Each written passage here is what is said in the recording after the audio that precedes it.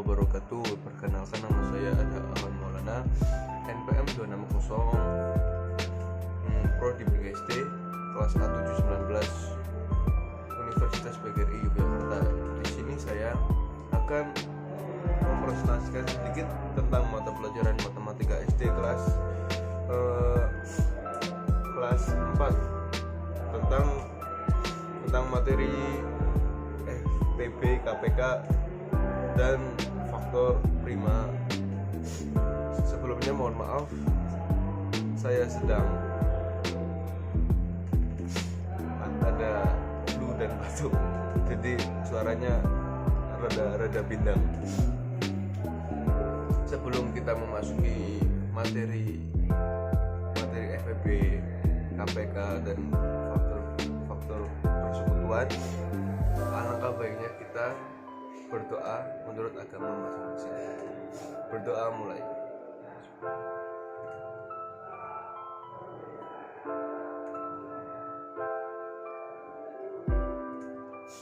Berdoa selesai.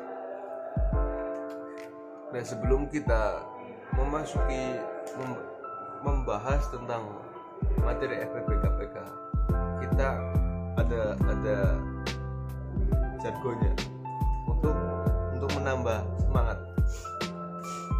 Tepuk anak hebat, aku hebat, kamu hebat, kita hebat, semua hebat, bermartabat. Tepuk tangan buat kita semua. Yang selanjutnya kita langsung saja ya, mungkin langsung membahas tentang materi FPB KPK dan faktor persekutuan. Yang pertama ialah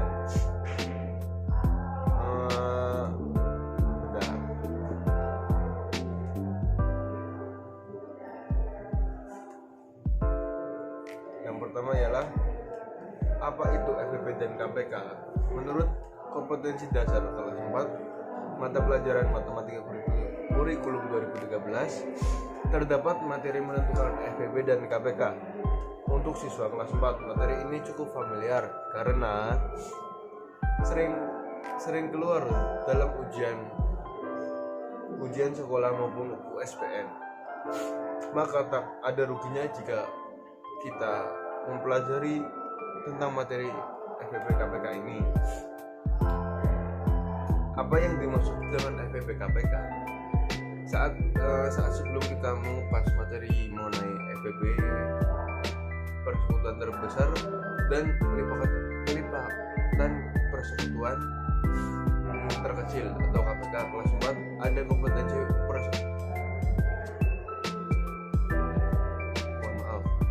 kompetensi prasyarat yang meski kamu kuasai agar mudah mempelajari materi KPK dan FPB kelas 4.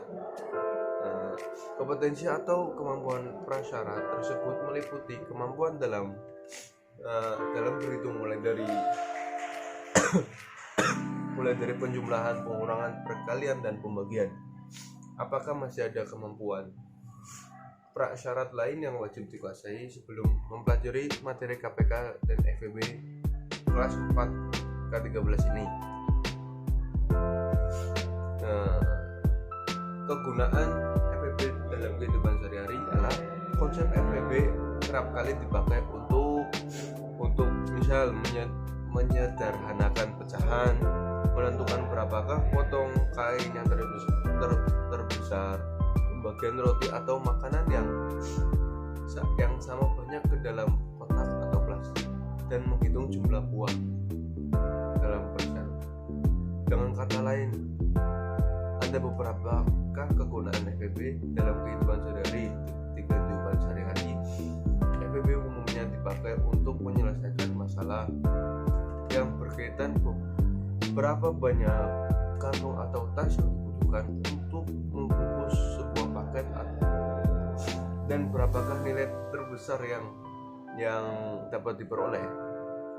Sekali lagi, agar kita lebih memahami serta mudah sudah serta mudah menangkap mengenai FEB secara baik, maka kita harus mengingat lagi mengenai perkalian, penjumlahan, dan pengurangan suatu bilangan serta materi lain tersebut di bawah ini. Satu faktor bilangan. Faktor bilangan merupakan bilangan yang dapat membagi habis bilangan tersebut. Contoh misalnya, berapakah faktor bilangan dari 8? Contohnya seperti ini. Jelas ya. Yang ini. Yang di atas, mohon maaf salah. Yang ini maksudnya 8. Yang dikatakan bilangan yang dapat membagi habis bilangan tersebut. Contohnya 8 bagi yang bisa habis, contohnya 8 bagi 2 sama dengan 4, yang kayak itu tersebut. Maka faktor bilangan dari 8 yaitu 1, 2, 4, 8. Maksudnya yang bisa dibagi dari bilangan 8. Dan selanjutnya yaitu faktor persekutuan. Faktor persekutuan merupakan faktor yang sama dari dua bilangan atau lebih. Mohon maaf, ulang. Faktor persekutuan merupakan faktor yang sama dari dua bilangan atau lebih. Untuk menentukan faktor persekutuan dari dua bilangan atau lebih tersebut, kita bisa mengikuti langkah berikut ini. Misalnya faktor dari 8 yang kita tadi bahas yang pada faktor bilangan 8, faktor bilangannya yaitu adalah 1, 2, 4, 8. Dan misalnya faktor dari 8 adalah 1, 2, 4, 8, dan faktor dari 12 adalah 1, 2, 3, 4, 6, 12. Maksudnya yang bisa dibagi dari bilangan 12 yaitu kan 1, 2, 3, 4, 6. Nah terus habis itu digabungin, maka faktor persekutuan dari 8 dan 12 yaitu yang sama-sama bisa membagi dari dua bilangan tersebut. Misal yang sama-sama bisa membagi bilangan 8 dan 12 yaitu adalah 1, 2, dan 4. Misalnya 8 bagi 1 8, terus 12 bagi 1 12. Nah, terus 8 bagi 2 4, 12 bagi 2 6.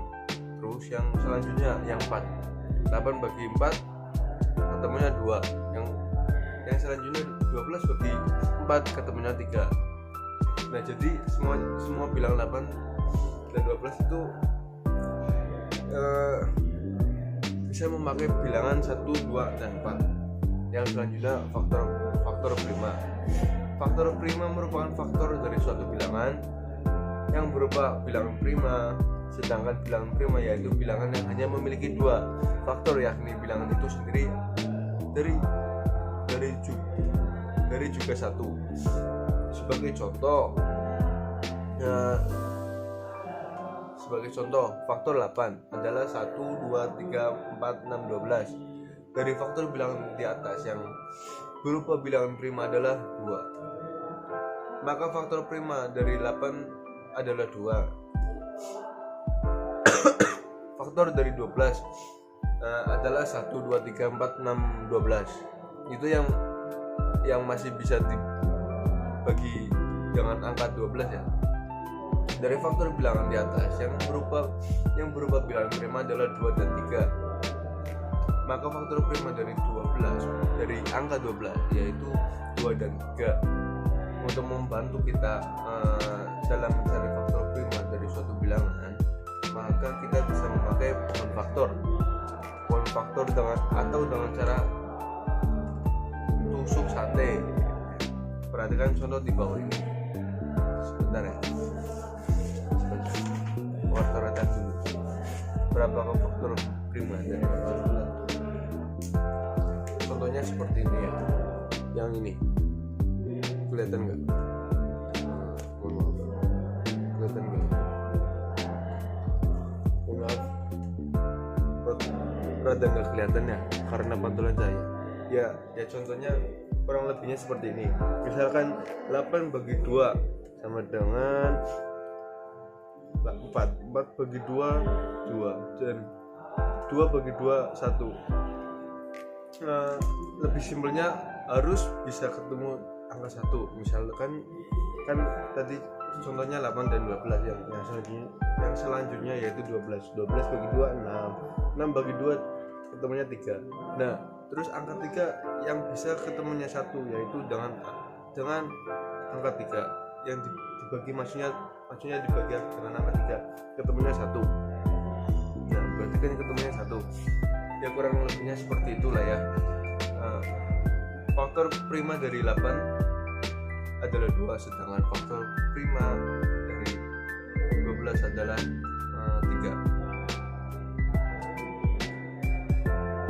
Mungkin dari pembelajaran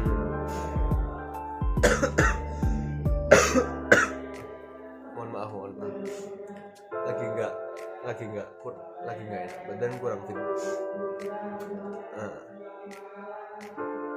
Mungkin pembelajaran pada pagi hari ini kita cukupkan dulu, belum kita tutup pembelajaran pada pagi hari ini. Alangkah baiknya kita berdoa menurut keyakinan masing-masing. Berdoa mulai. Nah, selesai.